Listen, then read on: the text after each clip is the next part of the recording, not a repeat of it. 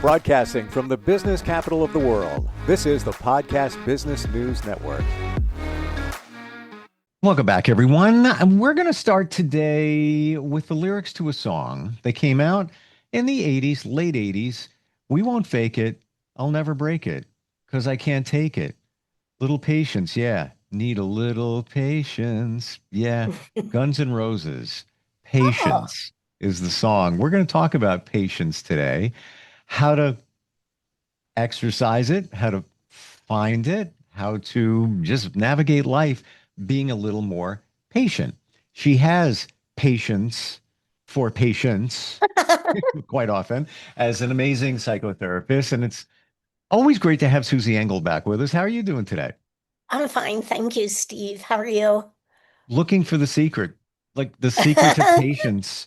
I think I've personally gotten better over time with patience, but it's not easy. And there's so many different scenarios and situations where you might need to use patience, right?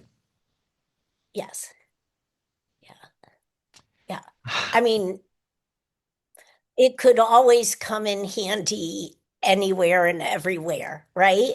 But it's a skill set or a character trait that is often not practiced or developed, probably from early on, in childhood throughout our life development. So, yeah, Hmm. patience is just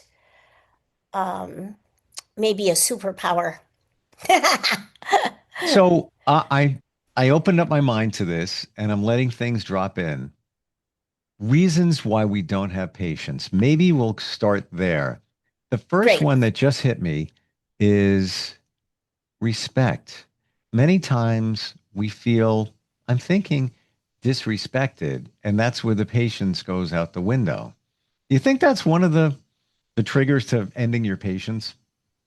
Yes, and I think that, that actually should be one of our podcasts, the whole thing about Mm. disrespect and where does that start? Um, yes, yeah. I mean, so usually if we don't get into the whole and go off, like we could do a whole podcast or more on disrespect. So I'm putting a note to myself for another time for us. But if you think about when somebody feels disrespected and then starts losing their patience, that is, we could also say, oh, this person's annoyance, which is on the spectrum of anger, annoyance, Hmm. or upset on the spectrum of anger, maybe anger and patience can't cohabitate.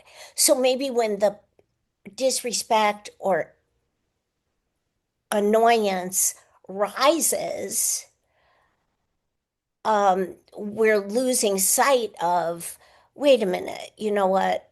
The anger is already inside of me. I have to cope with that, or I feel like my buttons have been pushed. And if I cope with that, I can regulate myself and apply patience or be patient or hone that life skill, I would say.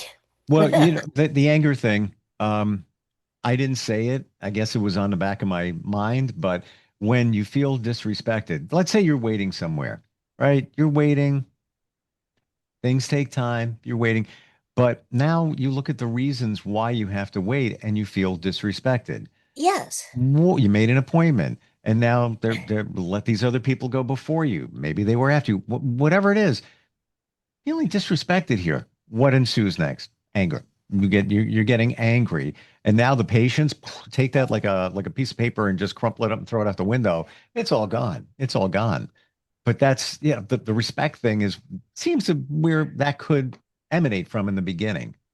Yeah, for sure. I mean, one of many reasons why people lose patience or don't have patience or what have you. And I also think that, if we go on that train of thought or line of thinking, then if I feel disrespected, and then my annoyance or anger begins to rise, I start thinking of all the things that are going wrong in the situation because it Mm. just is going to have this negative bent to it. And that means, oh my gosh, how much time have I been waiting? How much time longer is it going to take? And the more people look at the clock, the Yep. more frustrated people get, and the slower time goes, like watching a pot of water boil. Um, but I also think that patience, in terms of uh, conflicting with anger, goes back to early years where maybe Mm. parents are not patient with their children. So then children have a hard time being patient with themselves. I mean, if you think about the learning process, nobody needs to be taught how to walk if we have a healthy body and a healthy enough brain. So nobody needs to be told this is how you do it and this is the right way to do it.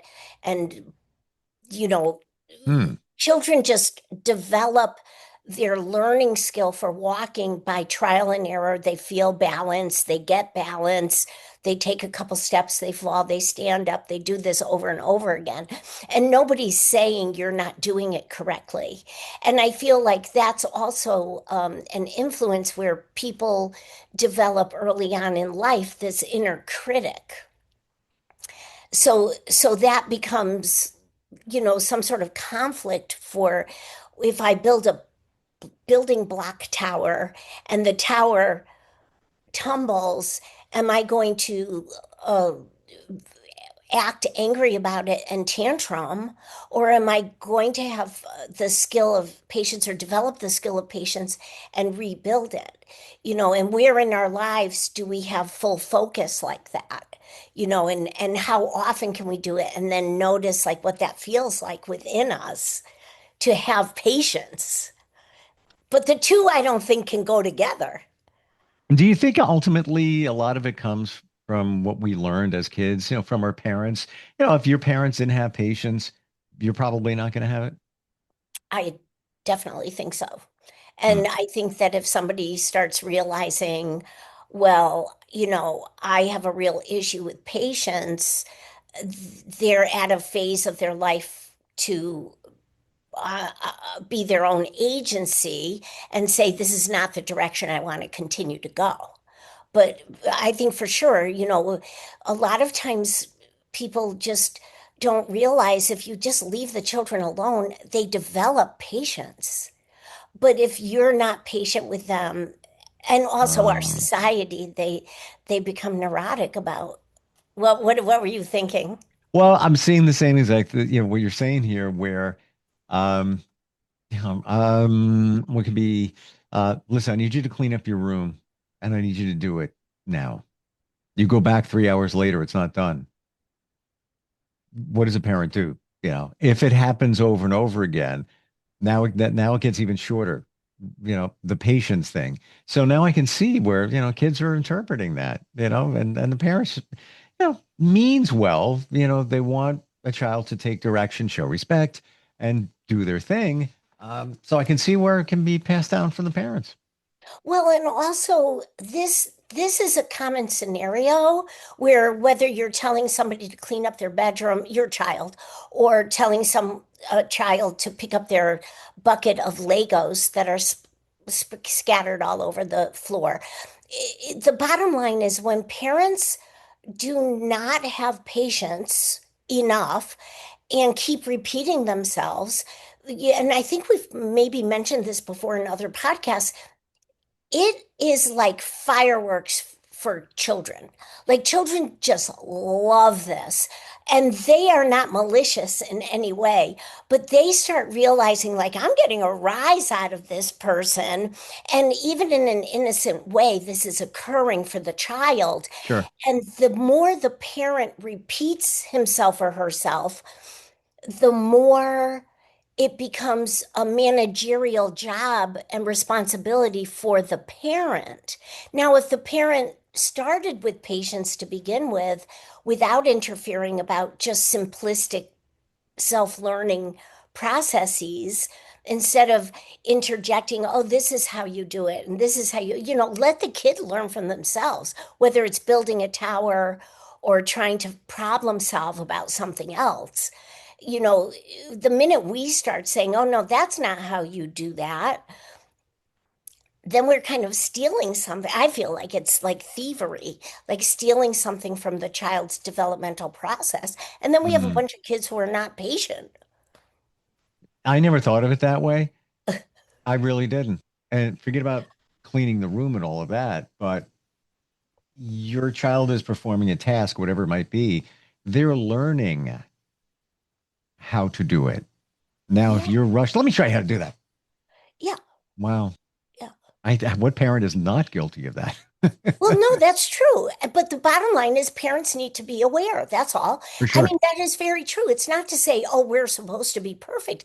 It's just to be aware. And also, when we understand the layers of that, like if I repeated, you know what, if I have a family in the waiting room and I go out and say hello to everybody and say it's time for session, sometimes the parents hang back and keep repeating to the children, it's time for session, it's time for session. Now, those kids heard me the first time. I don't repeat myself, but the parents keep on saying it's time for session as if they didn't like jump up and get in here to the treatment room quickly enough.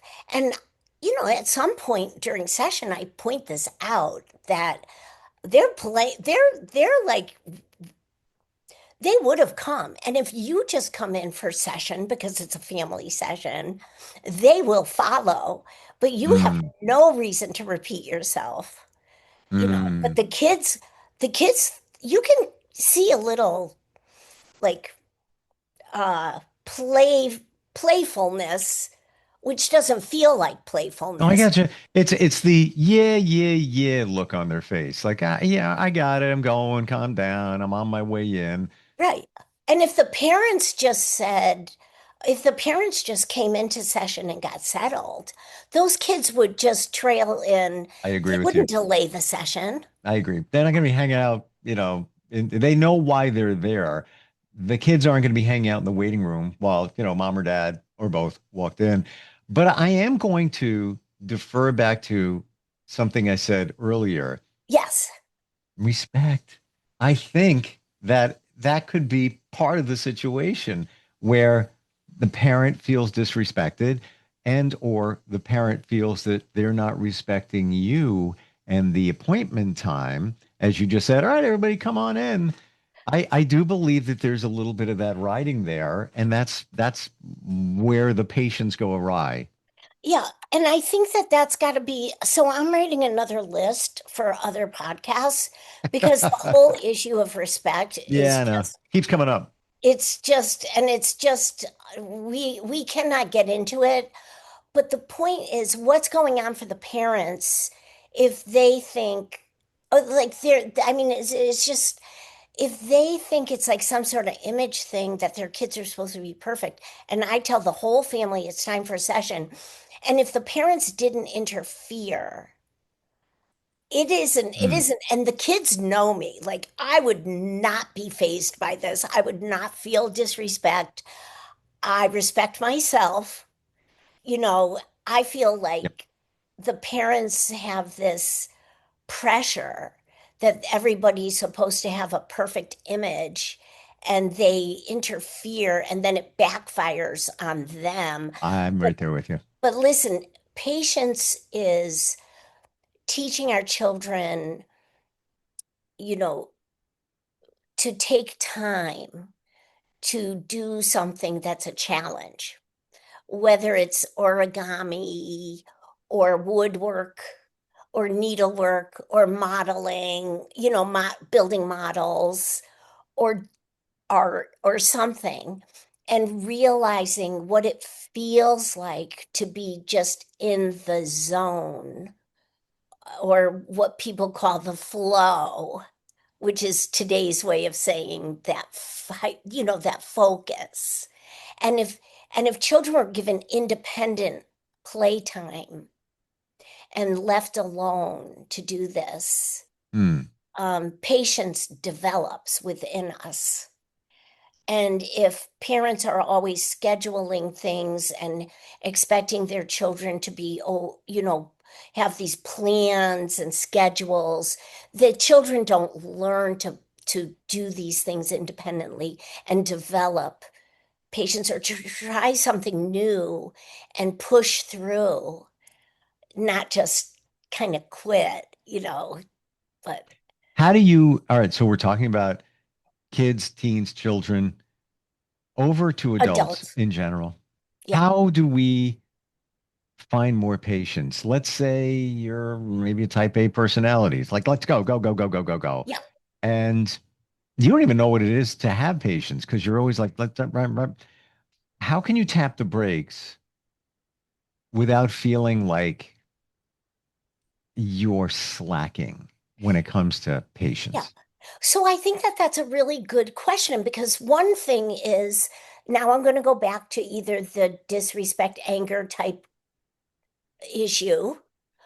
And really, like, I don't even know why we're labeling it like disrespect anger, but there is no room for annoyance. Annoyance is already within us. And if we let that continue to rise within us, there will be no space for patience. And I think that what should any individual do? Be able to recognize what am I angry about? Is my emotional reaction fitting this situation? And I mean, really, probably 99% of the time, we could say, no, my emotional reaction is like way higher than what this situation warrants. And if I look at just the situation, my patience can um, kind of be the scaffolding of coping. But if the anger's always bubbling up, and I don't mean to be talking so much with my hands, but if the anger's bubbling up, then we're losing sight. But if the awareness of, wow, what am I actually angry about? Hmm. And if some people are hooked on this disrespect thing, I my first question to people is, when was the first time or who disrespected you before this situation? Because it always goes back to some serious life-changing event. Maybe the other person doesn't think it was serious.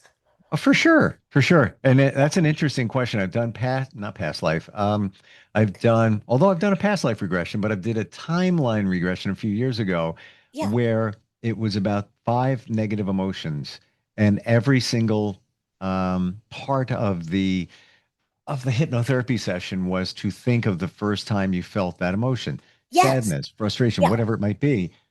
Great This practice. this one's a tough one. And the way it worked was when you confronted it but you're not 100% sure. It's almost as if the practitioner said, all right, we're going to zoom out a little bit and look at it, a little broadly so we can kind of home in on it. If you were to say to Beautiful. me, when was the first time you experienced major disrespect? I honestly, and we all did, I honestly don't know when that would be. I would Yeah. have to think, but I want to go back into my childhood, Yeah. but I don't know if that, Maybe it's the word disrespect. Maybe it needs to be thought of differently because, yes, yeah. yes, that's where I'm going And with then that.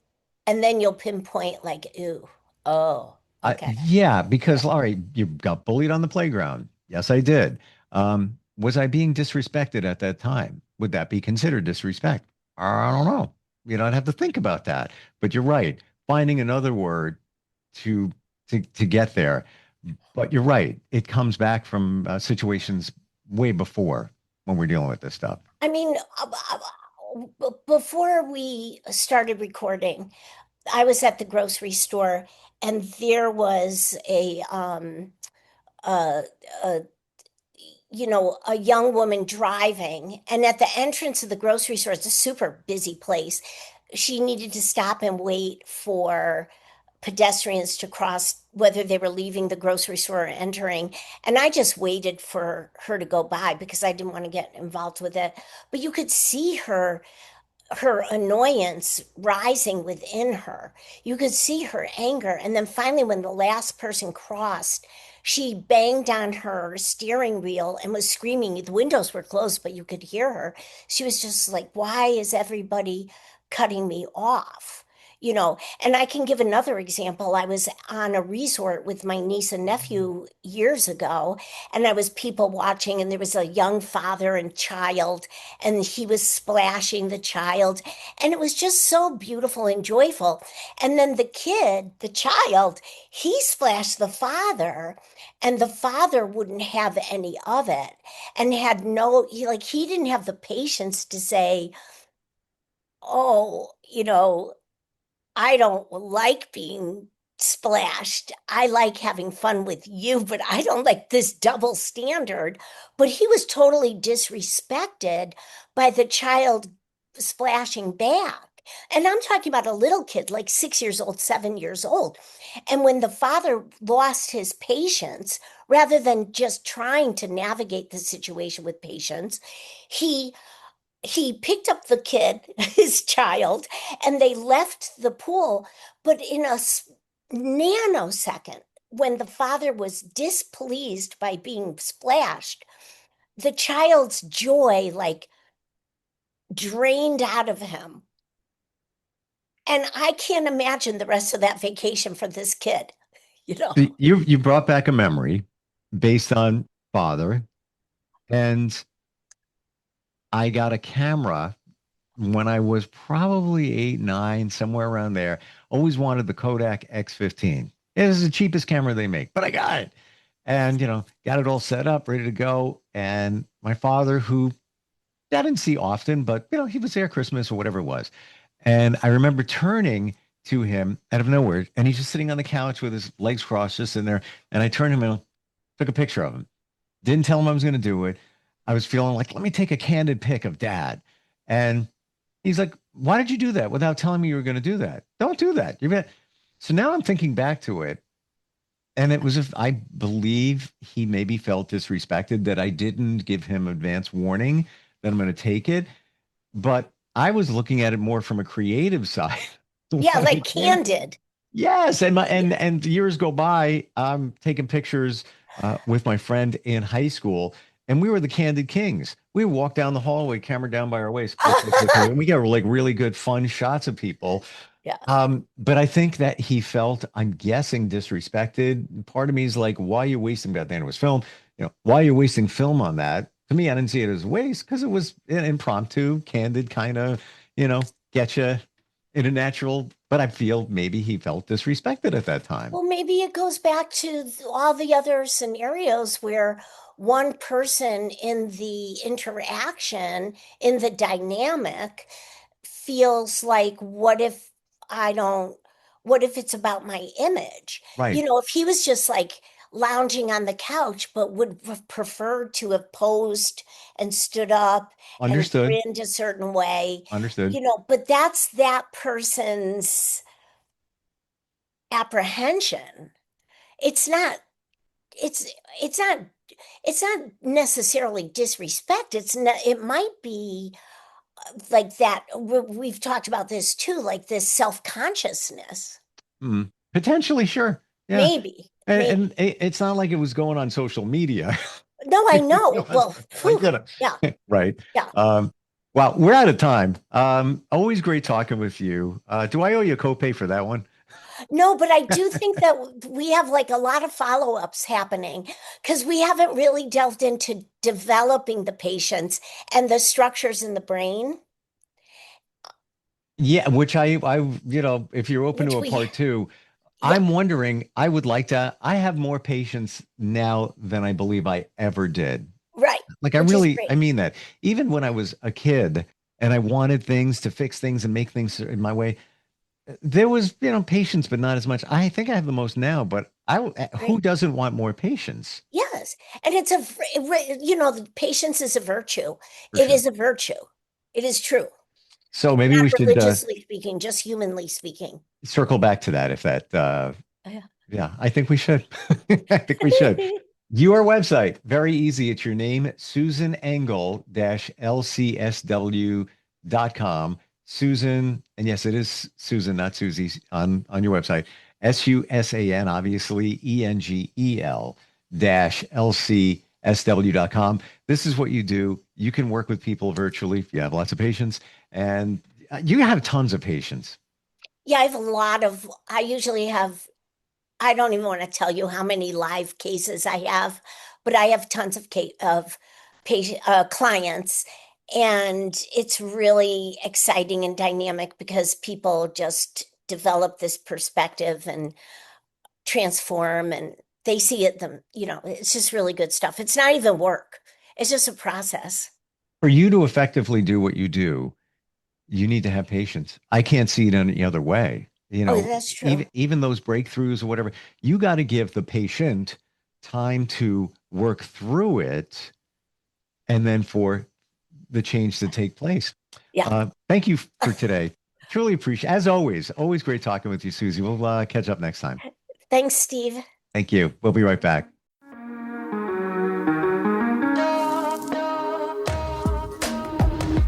Broadcasting from the business capital of the world, this is the Podcast Business News Network.